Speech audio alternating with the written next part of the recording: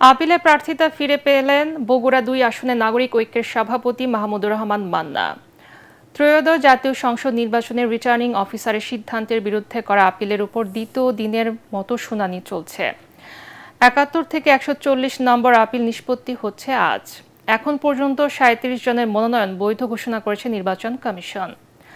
চাঁদপুর ২ আসনে জামাতের আব্দুল মবিন, টাঙ্গাইল ৫ আসনে খেলাফত মজলিসের শহীদুল ইসলাম ও টাঙ্গাইল ৭ আসনে একই দলের আবু তাহেরের আপিল মঞ্জুর হয়েছে।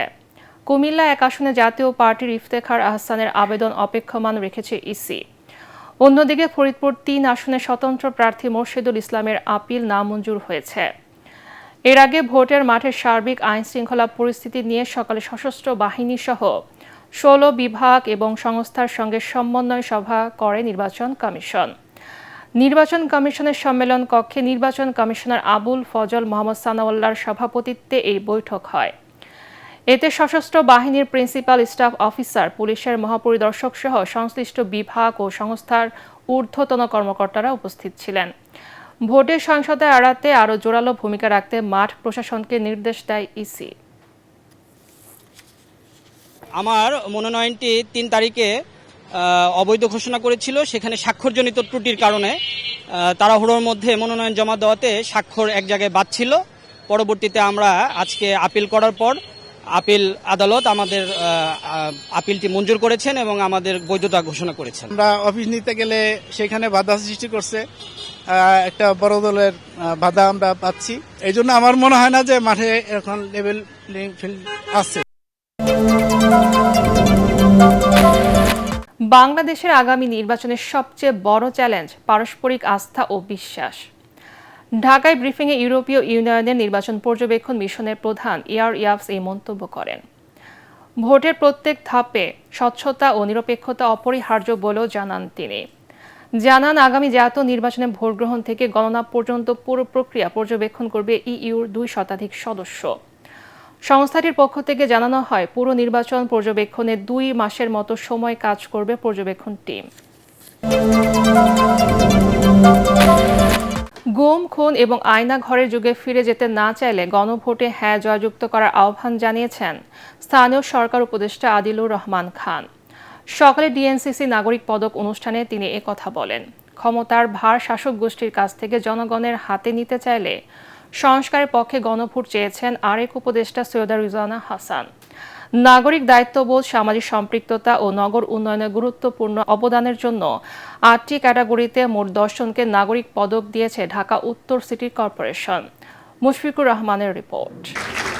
নাগরিক দায়িত্ববোধ, সামাজিক সম্পৃক্ততা ও নগর উন্নয়নে গুরুত্বপূর্ণ অবদানের জন্য ৮টি ক্যাটাগরিতে মোট ১০ জনকে নাগরিক পদক দিয়েছে ঢাকা উত্তর সিটি কর্পোরেশন। এ সময় নগর উন্নয়নে ডিএনসিসির নানা উদ্যোগ এবং চ্যালেঞ্জের কথা তুলে ধরে নগর সংস্কারে নাগরিকদের আরও সম্পৃক্ত হবার আহ্বান জানান ডিএনসিসির প্রশাসক মোহাম্মদ এজাজ। আমরা যখন এই যে খালগুলো পরিষ্কার করি, রাস্তাগুলো আমরা পরিষ্কার করি এবং খালগুলো এক সপ্তাহ আমরা টিকিয়ে রাখতে পারি না। শহরকে ঠিক করার জন্য প্রাইভেট সেক্টর এবং ভলান্টিয়ারদের অবদান খুবই গুরুত্বপূর্ণ।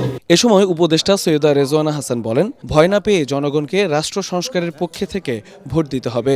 এমন ব্যক্তিকে নির্বাচিত করতে হবে যাতে পরে অনুশোচনা করতে না হয়। আপনাদের বিবেক বুদ্ধি কাজে লাগিয়ে এমন ভাবেই ভোট দেবেন যাতে আর পস্তাতে না হয়।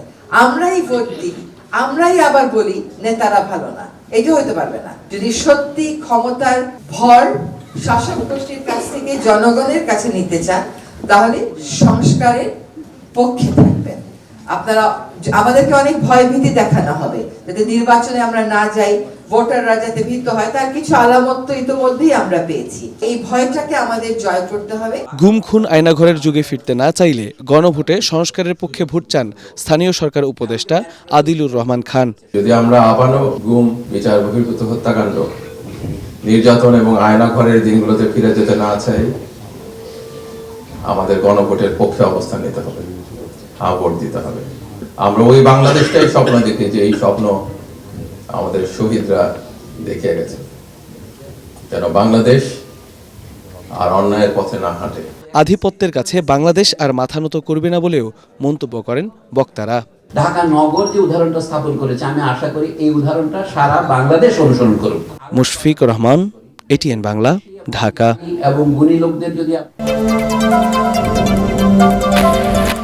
মিয়ানমার থেকে ছোড়া গুলিতে কক্সবাজারের টেকনাফ সীমান্তে তৃতীয় শ্রেণীর এক শিশু নিহত হয়েছে।